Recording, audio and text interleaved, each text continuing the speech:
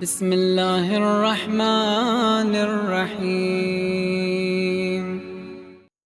اب روزے کی حکمت کیا ہے جو ہم ڈیلی بھوک مر رہے ہیں؟ ایک تو میں نے بتایا سیلف کنٹرول، ول پاور انسان کا مضبوط ہو۔ جس انسان کا ارادہ مضبوط نہیں، اس انسان کو شرم آنی چاہیے خود کو انسان کہتے ہوئے بھی، کیونکہ حیوان ہے جس کا ارادہ کمزور ہوتا ہے۔ آپ حیوان ہے جو 24 گھنٹہ جس کو کیا باندھتے ہو؟ رسی باندھتے ہو۔ آج انگریز جتنے کتے بھی رکھتے ہیں گردن میں کیا باندھتے ہیں؟ ایک رسی باندھتے ہیں نا، کتا ادھر نہ جائے ادھر نہ جائے، کسی پہ بھونکے نہیں۔ کسی جانور کو دوڑانے کے لیے لالچ دی جاتی ہے نا۔ عرب اگر صحراؤں میں کتوں کو دوڑاتے ہیں، ریس کرواتے ہیں، تو سامنے ایک ہرن باندھ دیتے ہیں، ان کو 3 دن بھوکھا رکھتے ہیں، پھر اس ہرن کے چکر میں تیز بھاگتے ہیں کہ فرسٹ کون آتا ہے۔ اسی طرح گھوڑے ہیں، ان سے محنت کروائی جاتی ہے شہوت کے ذریعے سے، وہ شہوت شکم ہو، وہ شہوت زبان ہو، کوئی لالچ دی جاتی ہے، تب یہ گھوڑا دوڑتا ہے، تب یہ جانور دوڑتا ہے، کیونکہ ان کے اندر کنٹرول نہیں ہے۔ اگر انسان کے اندر بھی کنٹرول نہ ہو، آنکھوں پہ کنٹرول نہ ہو، زبان پہ کنٹرول نہ ہو، شکم پہ کنٹرول نہ ہو، سامنے مال آئے پتہ نہ حلال کا ہے حرام کا ہے، بس لو رکھو، منہ سے لفظ کون سے ادا کر رہا ہوں، کانوں میں آوازیں کون سی جا رہی ہیں۔ آج کیوں انگریزوں نے یوٹیوب کے لیے بھی کڈز والا یوٹیوب بنایا ہے، نیٹ فلکس کے لیے بھی کڈز والا نیٹ فلکس بنایا ہے؟ وہ کنٹرول کرنا چاہ رہے ہیں نا آپ کے کڈز کو کہ کہیں ادھر ادھر نہ چلا جائے۔ یہ ہو نہیں سکتا کہ ہم اتنا فریڈم دیں کہ انسان کے لیے کوئی باؤنڈریز ہی نہ ہو۔ پہلے مولانا حجاب ہے، مسلمانوں کے گھروں کی دیواریں ہوتی ہیں، ویسٹرن کنٹریز میں جاؤ دیوار کا کانسیپٹ ہی نہیں ہے۔ بعض ایسے ملک ہیں آپ رات کو گزریں گے تو گھر شیشے سے بنے ہوئے ہیں، آپ کو پتا ہوگا گھر کے اندر کیا ہو رہا ہے، خاتون کھانا بنا رہی ہے، جناب ٹی وی دیکھ رہا ہے۔ لیکن مسلم سوسائٹی میں جاؤ گے تو دیواریں ہیں، دیر از کانسیپٹ آف حجاب۔ وہاں کیونکہ کانسیپٹ آف حجاب نہیں ہے تو کنسٹرکشن بھی اسی بیس پہ ہے۔ جہاں کانسیپٹ آف حجاب ہے وہاں کنسٹرکشن بھی ویسی بنائی جاتی ہے۔ لیکن آج ان دیواروں کا فائدہ، کیونکہ انگریز کو پتا تھا، اس طاغوتی نظام کو پتا تھا کہ میں دیواریں کیسے ہٹاؤں، تو انہوں نے انسٹاگرام، ٹک ٹاک، وہ دیواریں کیا ہوں گر گئیں۔ اب میرے گھر میں کیا ہو رہا ہے دنیا دیکھ رہی ہے، خاتون کوکنگ کر رہی ہے اور یوٹیوب پہ ویڈیو بن رہی ہے۔ آج جناب ولاگز بنا رہا ہے، مسلم ہے، بیوی بیٹی پورا خاندان اپنی شادی ہر چیز دکھا رہا ہے، وہ دیواریں کیا ہو گئیں؟ گر گئیں۔ میں دکھانا چاہتا ہوں، شو آف کرنا چاہتا ہوں، وہ پرائیویسی ٹوٹلی ڈسٹروائے ہو گئی۔ میں نے کیا پہنا میں دکھانا چاہتا ہوں، میں نے شام کو ڈنر کیا کیا میں دکھانا چاہتا ہوں، بس انسان ٹوائلٹ جاتا ہے تو دکھاتا نہیں ہے۔ آج کھانا کھانے آئے سیلفی،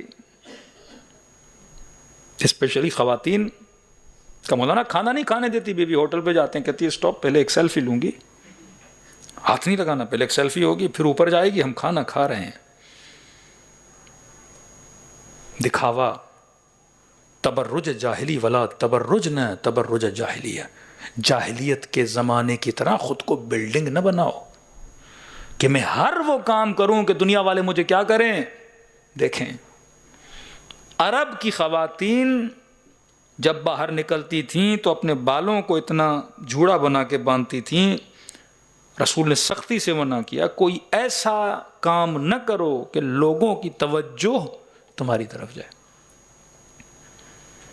امیر مرد کیا کرتے تھے؟ بڑے بڑے جبے دشداشے توپ پہنتے تھے، جب زمین پہ چلتے تھے تو وہ کپڑا کیا ہوتا تھا؟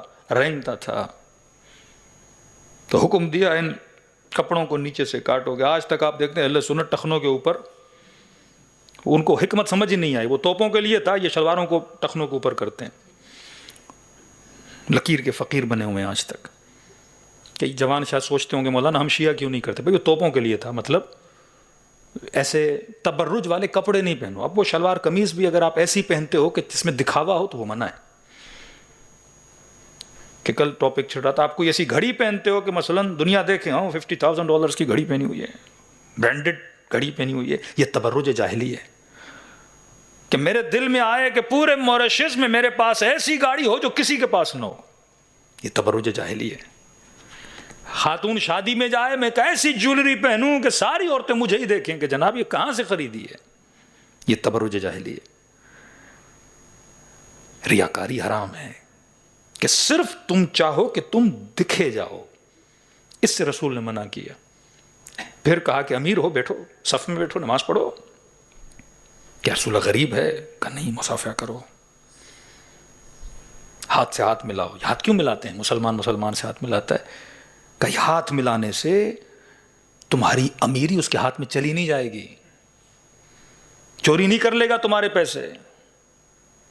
ان اکرمکم عند اللہ اتقاکم, اللہ کے نزدیک نہ مال نہ دولت نہ شکل نہ صورت نہ رنگ, اس کی دربار میں اگر قیمت ہے تو یہ ہے تمہارا سیلف کنٹرول کتنا ہے. بلال غلام تھا, کبھی سوچا؟ بلال کو مؤذن بنایا کیونکہ جس بلال سے گھر میں برتن دھلواتے تھے, کام کرواتے تھے, نوکر بنا کے چلاتے. تب رسول نے کہا جب تک یہ نہ بلائے گا تو مسجد آئے گا کیسے؟ لاؤڈ بلال کو بنا دیا.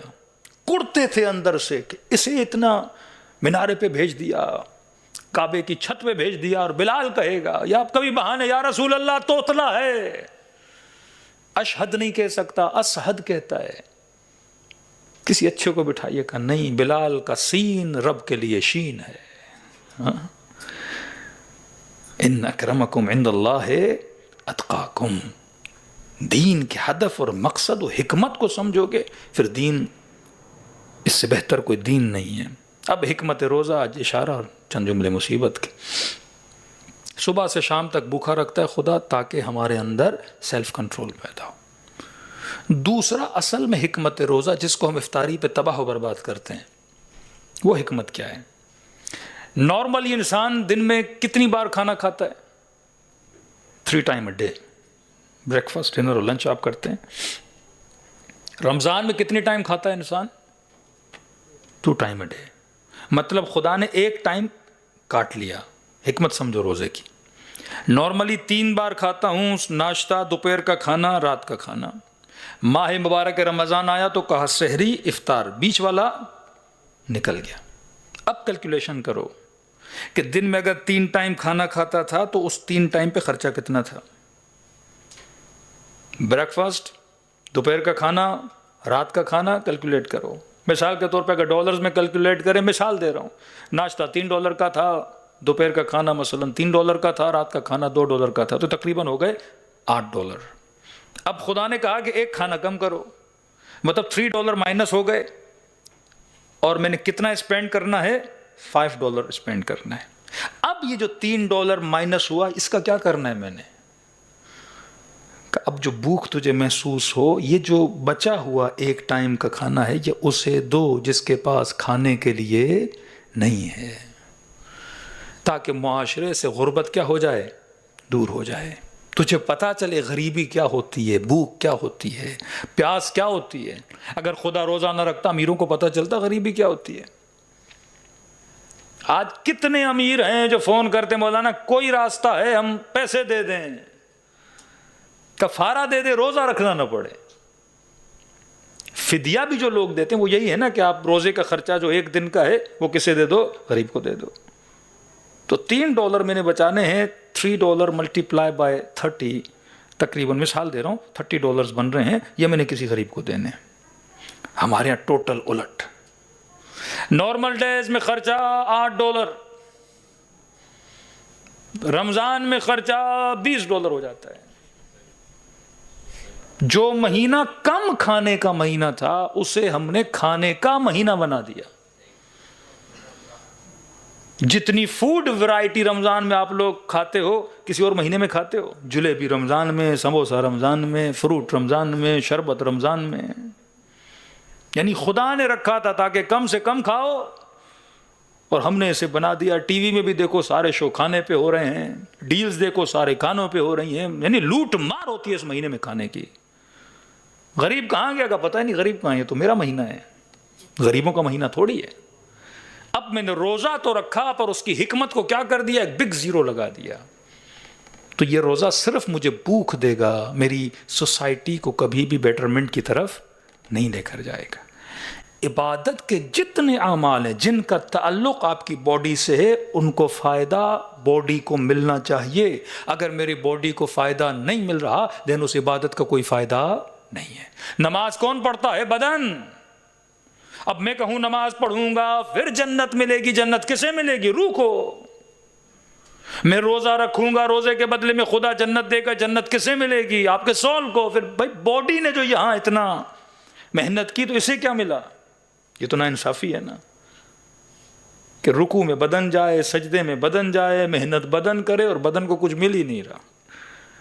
تو نماز کا بینیفٹ کسے ہونا چاہیے؟ سب سے پہلے بدن کو ہونا چاہیے، اس کے بعد میری روح کو ہونا چاہیے۔ روزے کا سب سے پہلا بینیفٹ کسے ہونا چاہیے؟ بدن کو ہونا چاہیے، اس کے بعد کسے ہونا چاہیے؟ میری روح کو ہونا چاہیے۔ آج جتنے کمر کے مسائل ہیں یہ کیوں ہیں؟ کیونکہ ہم نے اس طرح سے نماز نہیں پڑھی جس طرح سے معصوم نے کہی کہ شیعوں کی نشانیوں میں ایک نشانی یہ ہے کہ شیعہ ڈیلی 51 رکعت نماز پڑھتا ہے۔ آج جو لوگ جم کے لیے جاتے ہیں ان سب سے پوچھئے، وہ کہتے ہیں منیمم ایوری ڈے انسان کو 40 to 60 منٹس کیا کرنی چاہیے؟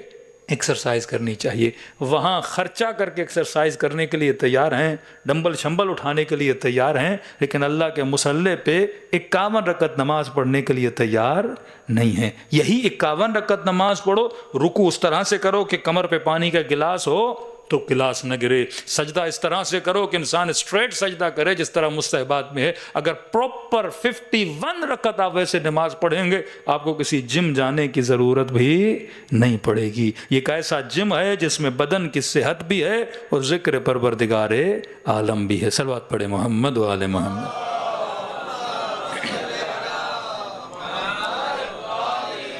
لیکن ہم نے کیا نہیں، ہم 50 سال کے بعد کرسیوں پہ بیٹھ جاتے ہیں، 55 سال کے بعد ہماری کمر میں تکلیف ہو جاتی کیونکہ ہم کم از کم وہ نماز بھی ویسے نہیں پڑھ رہے۔ 51 رکعت، ہر رکعت 1 منٹ کی بھی کاؤنٹ کریں، تھوڑی اسپیڈ سے بھی پڑھیں تو 40 منٹس بن جاتے ہیں۔ اگر آپ پراپر ان ویلیوز کو فالو کریں تو کسی بھی آرتھوپیڈ کے پاس آپ چلے جائیں اور پوچھیں کہ میں رکوع اس طرح کرتا ہوں۔ آج بیسٹ ایکسرسائز کون سی ہے؟ یہ زیادہ ویٹ اٹھانا نہیں، کہتے ہیں آپ وہ ایکسرسائز کرو جس میں باڈی اسٹریچ ہو، کھچاؤ، جس میں آپ کے مسلز میں کھچاؤ ہو، وہ آپ انف ہے۔ 40 منٹس آپ اسٹریچ والی ایکسرسائز کرو، اور جتنی بھی آپ کی نماز سے باڈی کیا ہوتی ہے؟ اسٹریچ ہوتی ہے۔ آپ رکوع میں اس طرح جاؤ تو کمر میں کھچاؤ آتا ہے۔ لمبا سجدہ کرو۔ ہم کیا کرتے ہیں، معصوم فرماتے ہیں کتے کی طرح اپنے ہاتھ نہیں رکھا کرو۔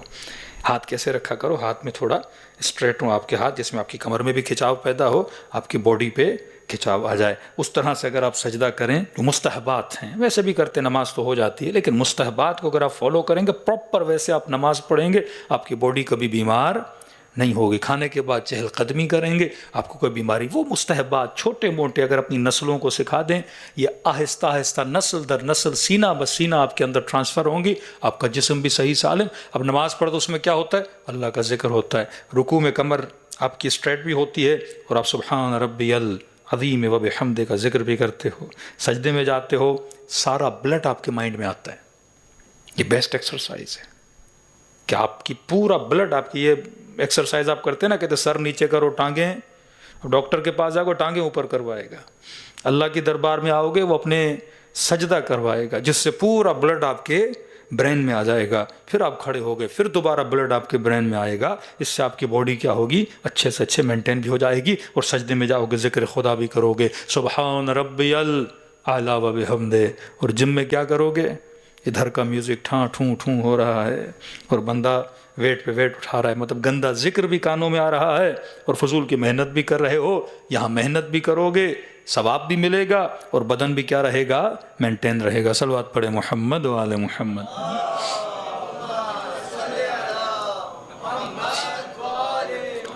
وعجل امیر المؤمنین کون سی ایکسرسائز کرتے تھے؟ یہ نماز۔ 1000 رکعت سے زیادہ امیر المؤمنین نماز پڑھتے تھے۔ آئے خوئی کہتے ہیں ایک بار میں نے ٹرائی کیا کہ میں بھی پڑھوں، تو کہتے ہیں ایک رات میں نے 600 رکعت حرم امام رضا میں ادا کی۔ تو کہا جب مولا 1000 کر سکتے تو اس کا چاہنے والا ایک رات میں تو 600 پڑھ سکتا ہے۔ شبہ قدر میں 100 رکعت ہم بڑی آسانی سے پڑھ لیتے ہیں. باڈی کو اگر آپ عادت دلائیں گے, جم بھی پہلے دن کوئی جا کے گھنٹہ نہیں ایکسرسائز کرتا, 10 منٹ 12 منٹ میں بندے کی ہوا ٹائٹ ہو جاتی ہے. پھر اگلے دن جاتا ہے 15 منٹ سے 20 منٹ, 20 منٹ سے 25 منٹ, آہستہ آہستہ آہستہ بڑھتے بڑھتے آپ 1 گھنٹے پہ پہنچتے ہیں. آج نماز شب کہتے ہیں مولانا 11 رکعت پڑھیں, ہم کہتے ہیں بھائی پہلے آپ صرف 2 رکعت نماز تہجد پڑھو, اس کے بعد تہجد شفا 4 کر دو, پھر تہجد شفا وطر 5 کر دو, پھر تہجد کو بڑھاتے جاؤ بڑھاتے جاؤ. آہستہ آہستہ آپ کی باڈی کو عادت ہوگی, اور جب آپ کی باڈی کے اندر عادت ہو گئی تو انسان کے اندر مختلف سیلز باڈی میں ریلیز ہوتے ہیں, جس سیلز کی وجہ سے جب انسان ایک ایکٹ کو بار بار کرتا ہے, اور حدیث ہے من اخلص اللہ 40 یومن, جو 40 دن اللہ کے لیے خالص گزارے, خدا اس کے دل میں حکمت کے چشموں کو کیا کر دیتا ہے, جاری کر دیتا ہے. اہل بیت کو پروپر فالو کریں گے تو کامیابی ملے گی, لیکن یہ نہیں تھوڑا یہاں سے تھوڑا وہاں سے, پھر وہ سیلڈ بن جاتا ہے, پراپر کھانا نہیں ہوتا. فرمایا بہترین ذکر ابا عبداللہ الحسین ہے. کوشش کریں ڈیلی, اگر زیارت عاشورہ زیارت وارثہ کچھ بھی نہیں تو یہی ذکر ہر نماز کے بعد امام حسین کو سلام دیا کریں, اور ان کا وعدہ ہے اگر تو ہمیں یاد کرے گا تو ہم تجھے یاد کریں گے.